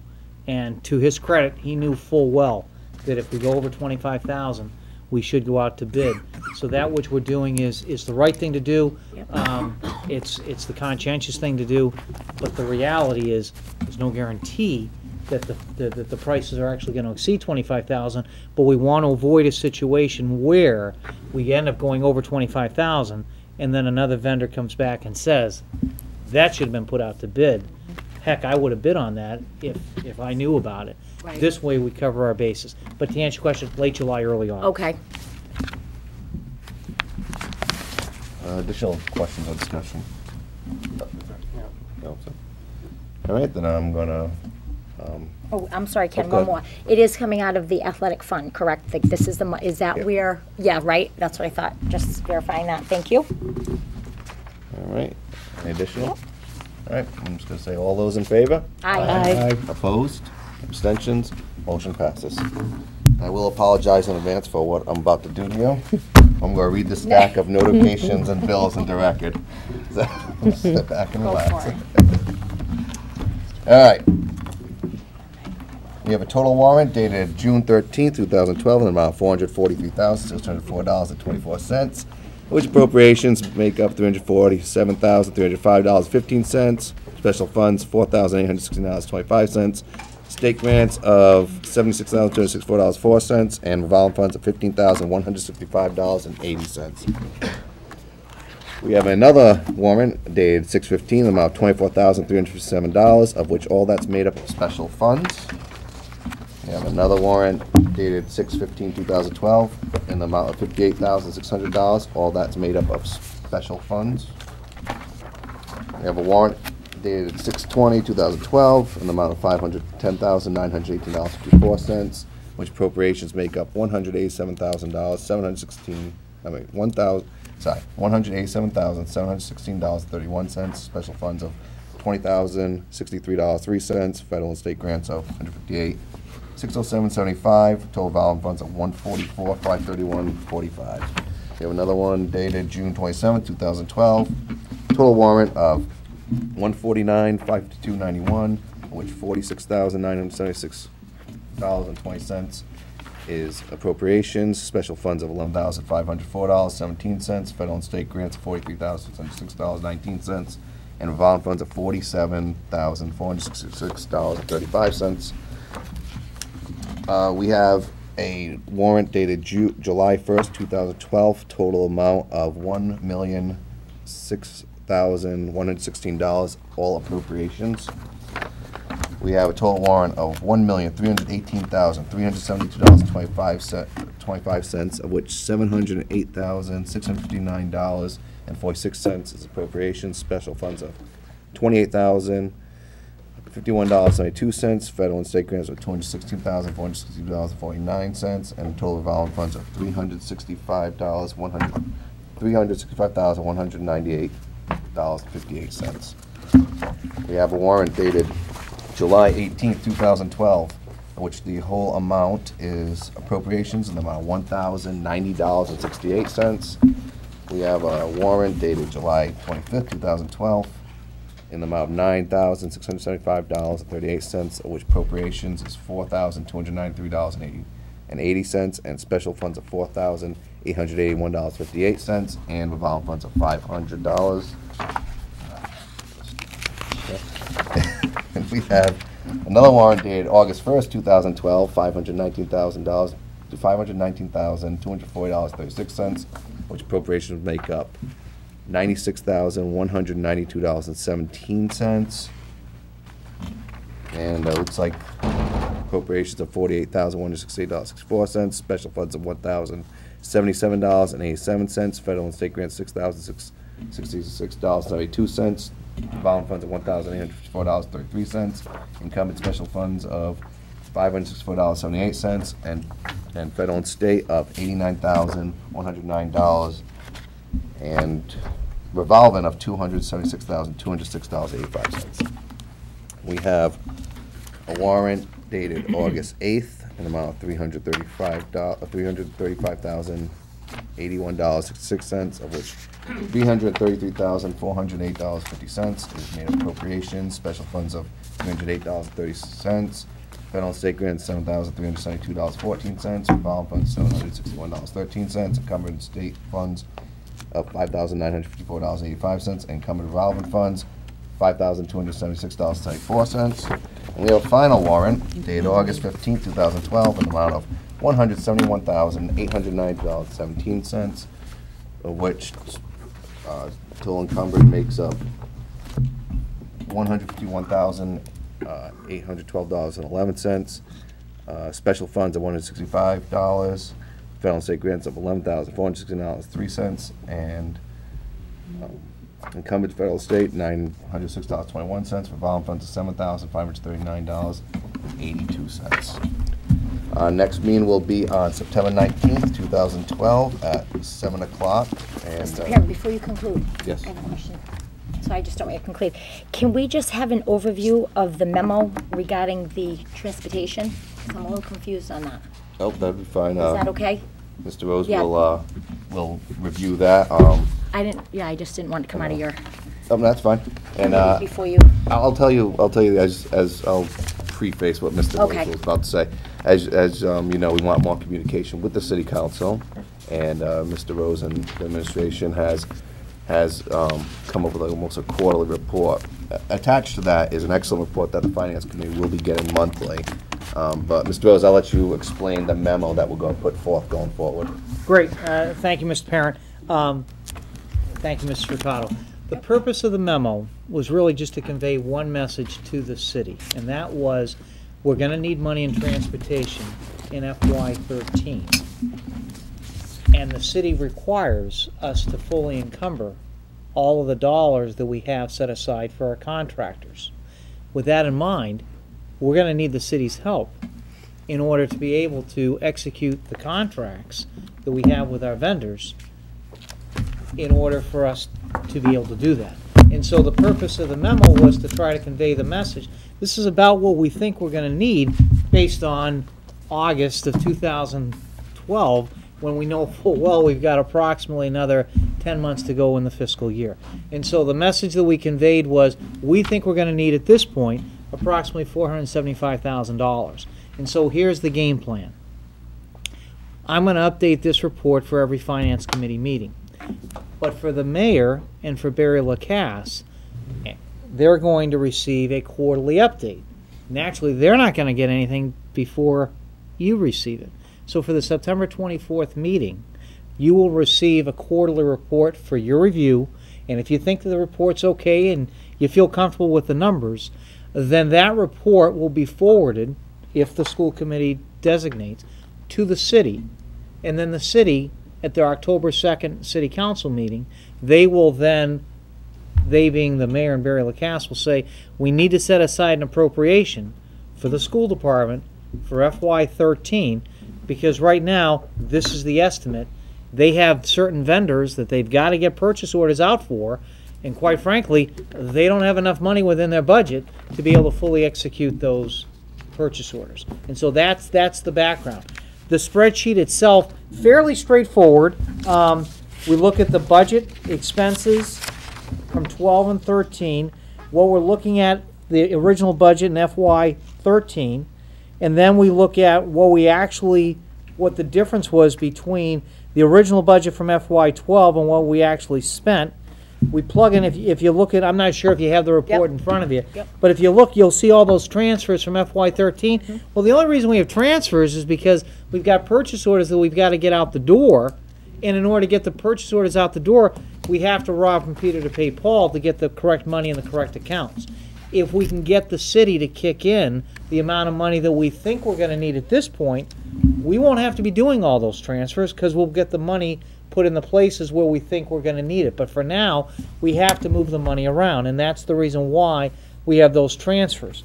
And then we take a look at what we're estimating our expenses to be in FY13, and we're looking at the revenue that we have in FY13, and when you can balance the two, the end result is we're looking at a deficit of about $475,000. Now, there'll be some variables, and as Mr. Parent mentioned, this is a report that for every finance committee will get updated. And so my hope is that we're going to see this number change throughout the fiscal year, and maybe it's going to actually go down. But that's a little bit of the background. If I may, we had a meeting with the mayor and Mr. LaCasse at the end of June, and clearly there has been not enough, or shall I say weak communication regarding this transportation issue. It was our suggestion that we put forward a quarterly report, and that report, Mr. Rose is working on a format for it. If it works, it will go from the chairman to the mayor. In many ways, this pushes the issue of information sharing and gets away from the element that we've tried to operate on, no surprises.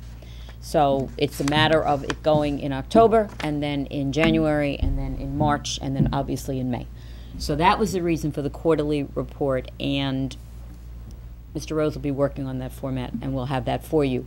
You may want some adjustments to it, but I would recommend strongly that once it's approved, to move that to the mayor so he can share that, and it becomes a public document, so no one can say 6 months from now, we didn't know.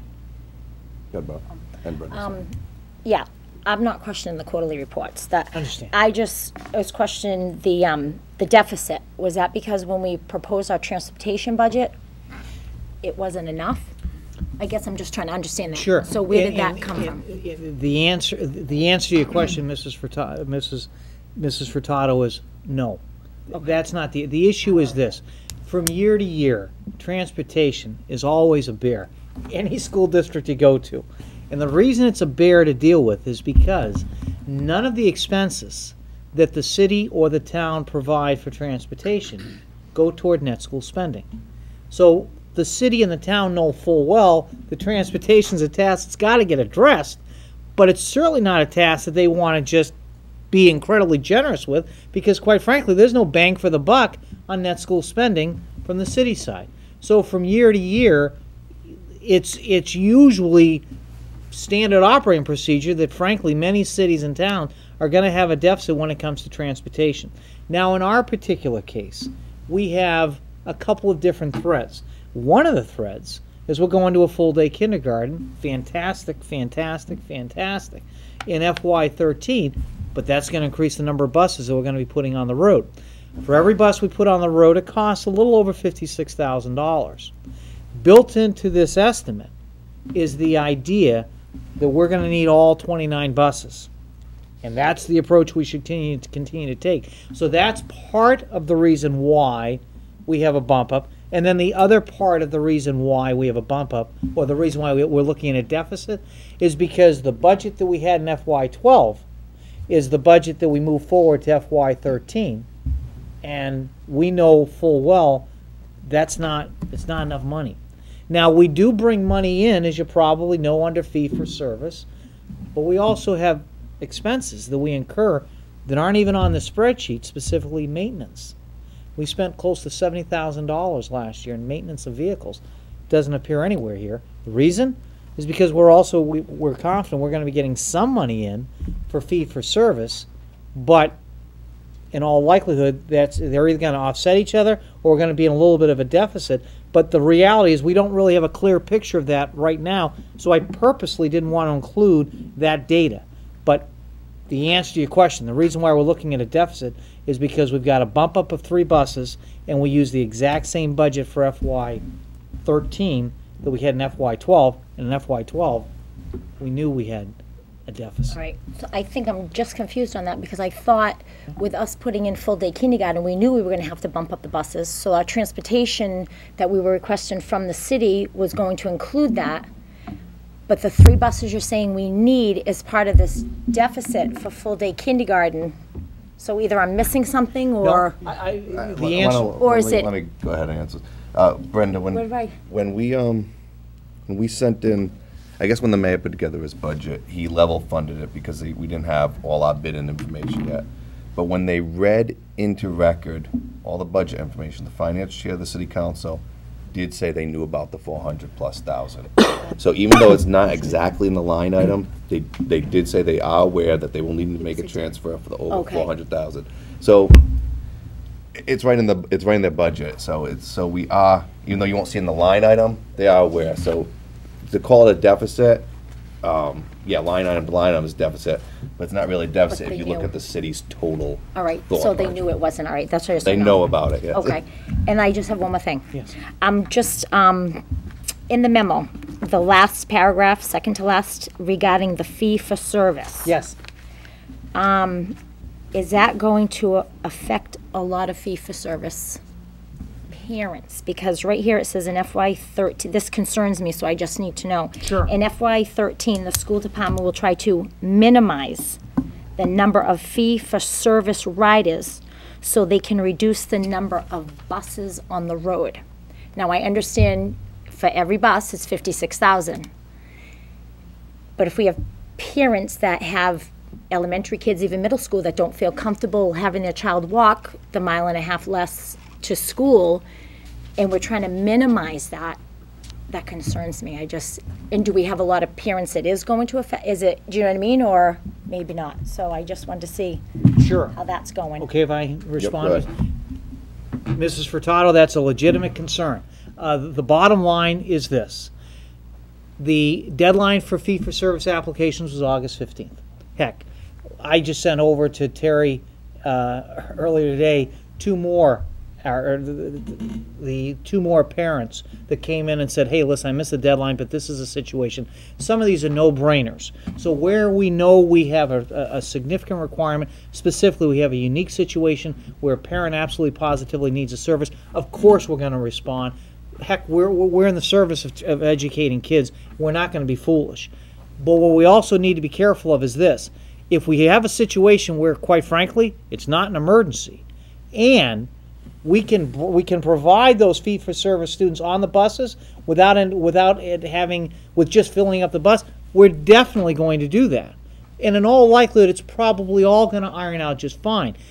But I need to be careful and convey the message that depending on the bus routes and depending on the number of fee-for-service applications that we receive, we're going to do everything we can not to reach that tipping point where now we have to bring on another bus and have a bus with 10 or 15 kids because of just fee-for-service students. So we're working when I say we, the transportation office here is working very closely with Bloom Transportation. Bloom Transportation's been doing a wonderful job supporting us with the transition, and all of those fee-for-service applications will be carefully reviewed, and we're going to do everything we can to respond positively to all the fee-for-service applications. The only wrinkle is we can't guarantee that all fee-for-service applications are going to be approved, depending on what bus and depending on what tier that falls in. If I may, just so families understand, they have put in for fee-for-service and haven't heard. we are anticipating by October 1st, at least the beginning will be of contacting families that were either eligible. So that's important for you to know and for families at home to know. So we're not trying to extend this, but we do have to let it shake out over the next couple of weeks. The other issue with fee-for-service is there are clearly families who have many stressors that require that. We're not talking about those families, and we're going to do everything we can. Children have to be in school. They have to get to school. But in some instances, it has been almost a given that I get fee-for-service. I'm not saying that negatively for our families. We simply can't do that. We anticipate a great influx of kindergarten students because they are entitled to bus transportation, and we're increasing by 75 students, even more little ones coming on. So we don't know. But by October 1st, and it doesn't mean the exact date, because if I'm number 13 on the waiting list, I might not hear till October 3rd or 4th. But you should know that we're going to try to move that list to get a sense of, okay, you will get the bus service with that. But Tom is right. We have 29 buses. I believe we're going to fill them. Tom is a little more optimistic on 27. We have a bet going. I hope he's right, but I think we're going to hit 29. I mean, that's why we projected that. We don't know. But we will keep you abreast of that, but know by October 1 for families who are concerned. When will I know? Hopefully by then we'll begin that. Let's go. I just want to make sure they're going to try not to use Bloom's going to try not to use all 3 of the extra buses. Are we going to oversee that at some point? Because I'm just in fear that either there'll be unrealistic time constraints on the bus drivers. So we had put in the RFP that they have to be only, the maximum is a 45-minute bus ride. So I don't want to see that going over after we've already tried to resolve that issue with the children getting home too late. And the after-school activities, we don't want any more cuts in that because that was an issue last year. And I know the last school year there were some buses that were right up until almost April and May, kids were still getting to schools tardy, and they were missing part of their classes on a regular basis. Correct. So I'm just a little concerned that somehow we have to monitor that. Absolutely. To make sure. Okay, so that's... The answer is yes, Mrs. Carr, absolutely. Okay. The last message in the world I want to convey is that, well, Bloom Transportation has the keys to transportation, and now I can just go ahead and close my door. Nothing could be further from the truth. Okay. I'm usually on the phone with the folks at Bloom Transportation at least once or twice a day, and Lord only knows the number of emails. So yes, we're very. The good news is this: Mark Bloom from Bloom Transportation is well aware of the fact that we do not want to use all 29 buses. Mm-hmm. However, he's also aware of the fact that there are requirements that have got to be met. We've got to get the kids to school properly, on time, and we've got to get the kids brought home on time. And with that, he's wrestling with trying to fit everything in, and also developing routes for the first time when he hasn't had to do that in the past. But yes, we're closely working with Bloom, and so far, so good. And I must say, Tom is spending, even though he has many things on his plate for the school opening, an extensive amount of his day is spent on transportation, which it should be. We have to get our kids there, so we're doing our best. All right. Ross, I believe you're next. Oh, just kind of going along with Brenda's comment on the fee-for-service. Usually by the middle of October, because I've used it a couple times, usually by the middle of October it's all shaken out and you know whether you're going to get it or not, so. Yep, just one other thing too, I just want to make sure that we implement kindergarten, but then we hurt either fee for service. But I know that you're on top of it, you're looking at all of it, but I just don't want to implement something and then have it affect somewhere else. I understand. Because that isn't our intention of full-day kindergarten. We know we got maybe 44 kindergartners now on a bus instead of maybe 22, and then we're going to minimize and try to cut somewhere else because, you know what I mean? That's my only concern. But you're on top of it, you'll keep letting us know, so I appreciate it. But I just needed an explanation on that, just for me to sleep at night. Thank you. Thank you, Mr. Rose. Thank you, Ken. You're welcome. Okay. All set. I think we're all set, Mike. Okay, moving on to Curriculum and Instruction Subcommittee, Mr. O'Neill. Our next meeting will be held in October on the 16th. Thank you, Mr. O'Neill. Moving on to our Policy Subcommittee, Ms. Furtado. Nothing to report at this time. Our next meeting will be held in this room on September 17th, 2012 at 7 p.m., and that concludes my report. I'll make a motion to adjourn. All those in favor? Aye.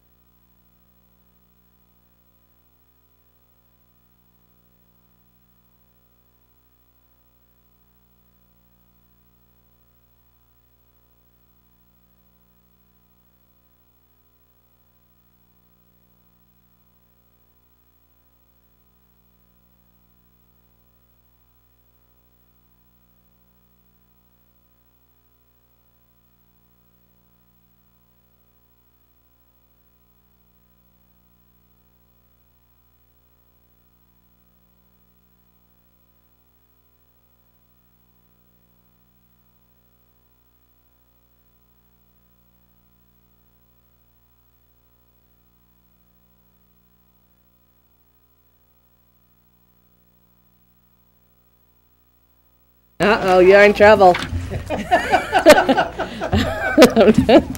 He laughs.